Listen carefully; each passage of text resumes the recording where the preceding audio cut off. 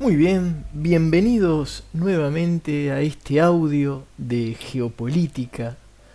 Hoy vamos a hablar de la geopolítica de los hidrocarburos, de la contrarrevolución a la que llaman, que se está produciendo con el petróleo y el gas no convencional, y vamos a dar un pantallazo sobre las posibles consecuencias que esto tiene para América Latina. Mi nombre es Damián Jakubowicz y empezamos entonces con este audio. El gas de lutita, también se lo conoce como el gas de esquisto o el gas pizarra, en inglés, que tal vez es su denominación más conocida, el shale gas. Es un hidrocarburo en estado gaseoso, que se encuentra atrapado ahí, bien en el fondo de las formaciones rocosas sedimentarias de grano muy fino. Este tipo de gas natural se extrae de zonas profundas, en terrenos donde justamente abunda el esquisto, las lutitas o las que llaman las argilitas, que son muy ricas en materia orgánico. Entonces el interior rocoso, por ejemplo, del esquisto, presenta una permeabilidad muy baja, lo que impide que el gas pueda ascender a la superficie. Por ende, la extracción de dicho gas, para poder extraer ese gas, hay que liberarlo, y para eso hay que fracturar la roca hidráulicamente. La fractura hidráulica la conocen como el fracking.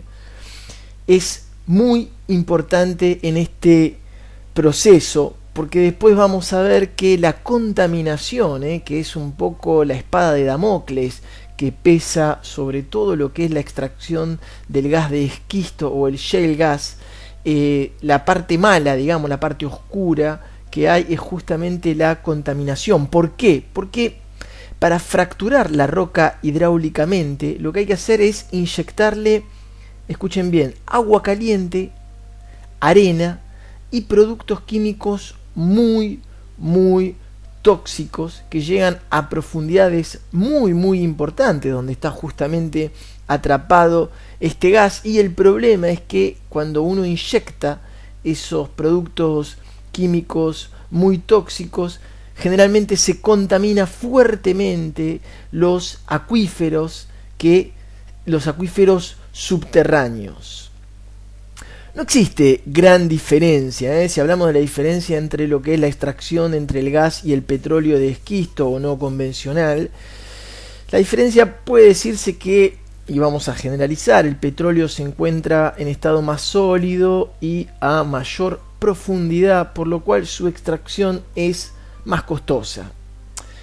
Pero si vamos a la geopolítica macro global de los hidrocarburos de los últimos 40 años, ¿por qué estamos hablando de una contrarrevolución? Porque más de uno habrá escuchado que durante los últimos 40 años analistas, científicos, no sabemos si adrede o por error o por malos cálculos, la realidad es que durante los últimos 40 años el fantasma de la amenaza de escasez energética en materia de hidrocarburos, petróleo y gas, ¿se acuerdan? Decían, no, vamos a llegar al último. Es más, había gente que hablaba de el último barril de petróleo que se le iba a poder extraer a la tierra. Había como una cosa de que el petróleo en el 2020, 2025 ya iba a escasear seriamente. Y contra todos esos pronósticos, el mundo parece haber entrado en una fase que los analistas califican como la era de abundancia energética. Y esto, como lo decíamos, gracias a la revolución producida por la nueva tecnología de explotación del petróleo y del gas no convencional. Y ahora, si hablamos de gas de esquisto o de petróleo no convencional, hay un país que está a la cabeza de todo este tipo de proceso, de tecnología, de extracción, que son los Estados Unidos. Uno ahora va a hablar de los Estados Unidos y le pedimos por favor a los oyentes que no entremos en maniqueísmo de lo bueno, lo malo. Lo que es y ya está, y geopolíticamente uno trata de describir y generar preguntas, como decimos siempre, y no brindar respuestas. Entonces, en ese sentido, hay que recalcar que el avance de los Estados Unidos ha sido tan silencioso en esta materia como descomunal. De repente, casi de la nada, casi sin que nadie pudiese avistarlo ahí en el horizonte próximo, de repente resulta que los Estados Unidos de acá muy pocos años se calcula que van a ser autosuficientes energéticamente. De la noche a la mañana el shale gas o el gas de esquisto ha cambiado el panorama de los Estados Unidos, y con esto se dio un giro radical sobre a nivel de la energía y alteró ciertamente el perfil energético de los Estados Unidos, y eso vamos a ver no va a traer grandes consecuencias geopolíticas. El hecho de que los Estados Unidos sean autosuficientes a nivel energético lo vamos a charlar un poquito más adelante en este audio de geopolítica. Va a traer grandes consecuencias geopolíticas. También la otra pregunta que vamos a tratar de contestar en este audio es: ¿será posible que el mismo efecto que se produjo con los Estados Unidos pueda producirse en América Latina? Entonces, arrancamos. Desde el 2010, esto es un dato también que ha pasado, no es un dato secreto, pero sí es un dato que no fue muy mediatizado, es que desde el 2010 los Estados Unidos se han convertido en el primer productor de gas en el mundo. Históricamente uno decía que el gran productor de gas era Rusia, y Estados Unidos ha desplazado a Rusia de una histórica supremacía en este rubro, y se estima que pronto podría convertirse en el primer productor de petróleo del planeta. Ya es el primer productor de gas, y se calcula que dentro de poco, si todo sigue en la misma línea, podrá convertirse en el primer productor de petróleo del planeta. Hay un dato muy interesante que empieza a mostrar las consecuencias de este nuevo paradigma energético que viven los Estados Unidos. Es que en agosto del 2014, dos sociedades estadounidenses fueron autorizadas por el gobierno de los Estados Unidos a exportar petróleo bruto. Muchos dirán, y con esta novedad, ¿qué nos está diciendo nuestro amigo geopolitólogo Damián Jakubowicz? ¿Qué tiene de novedoso que el gobierno de Estados Unidos autorice dos empresas a exportar petróleo bruto? Bueno, sepan que esta autorización era algo que no ocurría desde 1973, más de 40 años, si los cálculos no me fallan, tuvieron que pasar para que Estados Unidos, el gobierno, vuelva a autorizar una empresa a exportar petróleo y crudo. Estamos hablando, no es en sí importante qué cantidad exportó, sino que sí fue autorizada, porque esto no pasaba desde 1973, cuando la Liga Árabe se la cobró a los Estados Unidos, le efectuó un embargo sobre el petróleo porque Estados Unidos había apoyado a Israel en 1973, y ahí los Estados Unidos se dieron cuenta de lo cuán vulnerable eran de Oriente Medio respecto a la seguridad energética. Desde ese entonces se prohibió a cualquier empresa estadounidense exportar petróleo afuera de los Estados Unidos, diciendo: muchachos, nosotros acá no damos abasto, nadie saca una gota de petróleo para afuera. Pasaron 40 años y esta prohibición se modificó. Miren la importancia y la novedad de lo que estamos viviendo. Y esta situación es completamente inimaginable tan solo tal vez una década atrás. Y ahora sí, vamos a hablar de qué consecuencias tiene esta revolución energética que produjeron los Estados Unidos, porque ahora vamos a hablar, el estremecimiento geopolítico ha sido de la talla, y ya ha comenzado con el basculamiento. Un indicador es el basculamiento militar de los Estados Unidos. Antes Estados Unidos tenía concentrada la mayor parte de su aparato militar en Medio Oriente, y ahora Estados Unidos produjo un basculamiento. Quiere decir que la mayoría de su aparato militar, ¿para dónde se movió? Claro, alguno lo habrá adivinado, para la zona de Asia-Pacífico, donde se encuentra el nuevo rival, la gran amenaza que plana sobre la superpotencia estadounidense, que es la República Popular de China. ¿Por qué? Porque para Estados Unidos, Oriente Medio antes era vital, quiere decir que era una cuestión de vida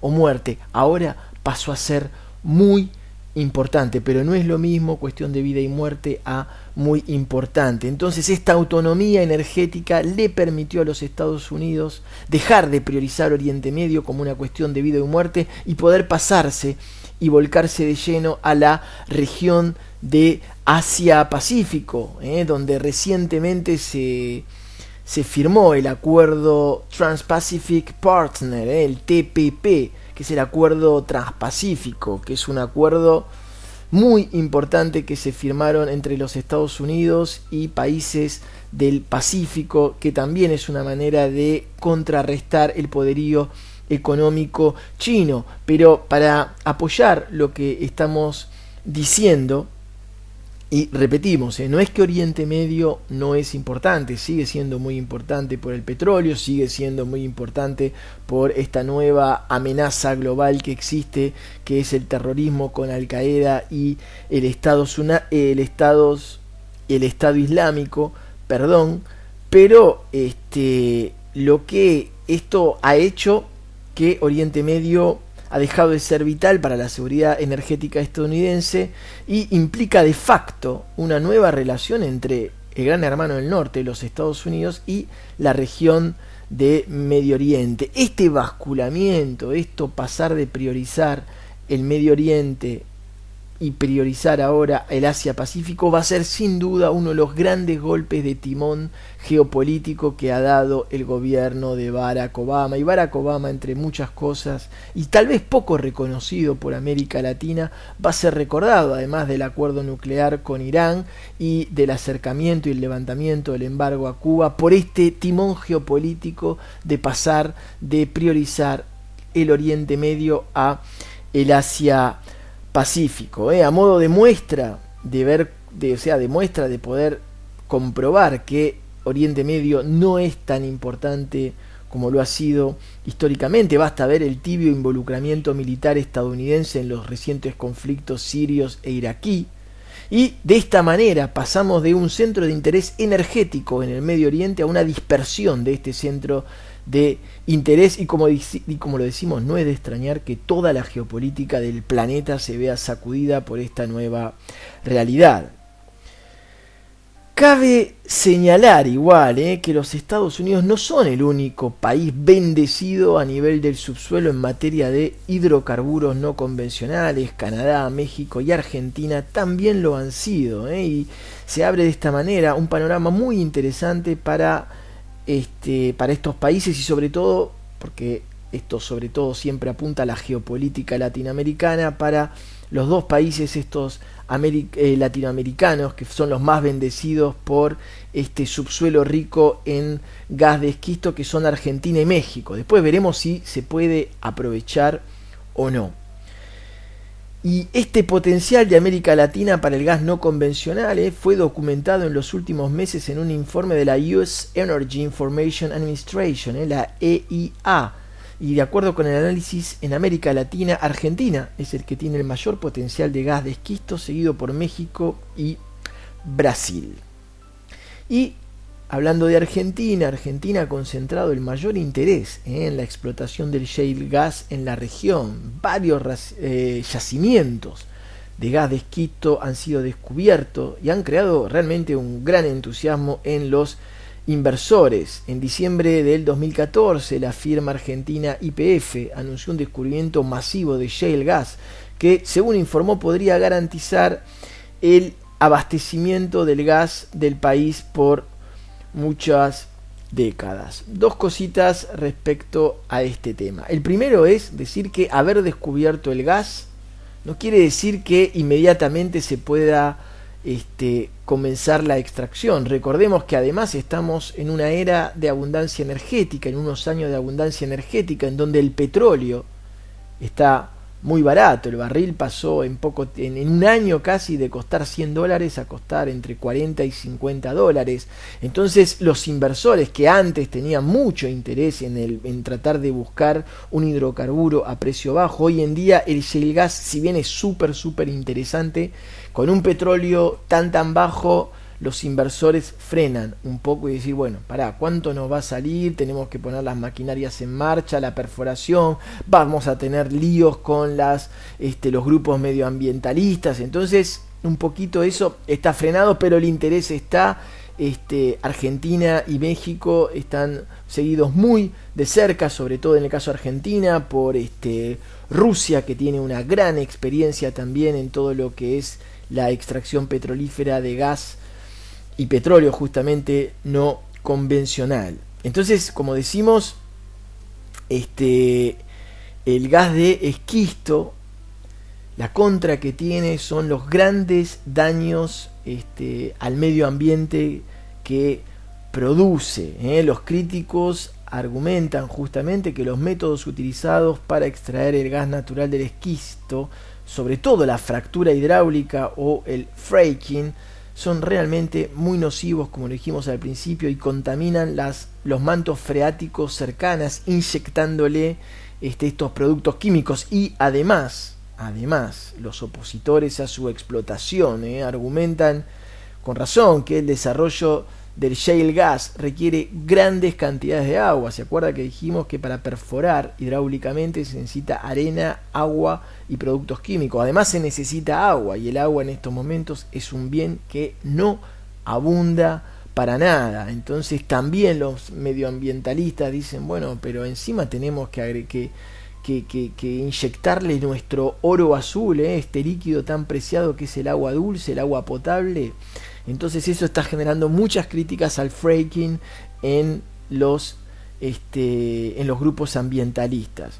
Entonces el futuro del shale gas en América Latina es cierto, es brillante, es prometedor, pero existen obstáculos claves que deben ser superados, y este formidable potencial indica que justamente hay enormes posibilidades de desarrollo de esta industria. Pero, como lo dijimos, al mismo tiempo la explotación del shale gas y el desarrollo de la industria correspondiente podrían resultar más lento de lo previsto o esperado, porque, como dijimos, son muy costosos. Hay que ver las posibilidades, hay que ver si los países tienen esta posibilidad tecnológica. Si bien es cierto que algunos analistas dicen, bueno, pero si se pide asesoramiento o se aprovecha todas las investigaciones que se hicieron en países como los Estados Unidos, donde ya están muy, como se dice en Argentina, cancheros, muy cómodos, muy acostumbrados a manejar esta tecnología, tal vez América Latina no necesita hacer esa fase de investigación y podría saltar ese paso. Pero, como lo dijimos, son métodos de extracción costosos, de grandes inversiones, con problemas de medio ambiente muy serios, y que además en esta era de abundancia, en donde el petróleo y el gas común están a precio muy bajo, el interés ha disminuido. Porque esto es cierto, como dijimos, y ahora hablemos un poquito de la geopolítica del hidrocarburo y la geopolítica del petróleo. Un breve repaso. Recordemos que hay varios factores que han hecho que el petróleo esté bajo. Uno, lo que acabamos de decir, la abundancia de descubrimientos de gas de esquisto y petróleo no convencional en un montón de países. Imagínese, usted vende Coca-Cola y no es una casualidad que compare el petróleo con la Coca-Cola, el Coca-Cola nocivo para el cuerpo, petróleo nocivo para la Pachamama, Pachamama y el cuerpo están en estrecha relación. Entonces imagínese, usted vende Coca-Cola y usted tiene, por decir una cosa, 100 litros de Coca-Cola, usted le pone un precio y de repente resulta que alrededor suyo todo el mundo empieza a tener Coca-Cola y a descubrir yacimientos de Coca-Cola, su Coca-Cola baja de precio.